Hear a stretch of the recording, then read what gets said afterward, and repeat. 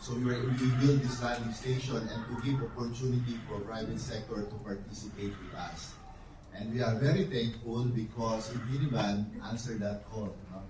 So with InfiniBand, you will be able to bring more connection, not just for the country, but to the entire region in Asia.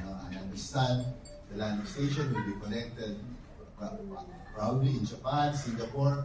But the point is, what this will mean to the ordinary Filipino people. So this will mean better learning for our children because of faster internet connection, better tools for our small businesses, and of course better platform for the investors who would like to invest in our locators, in our economic zones, I mean.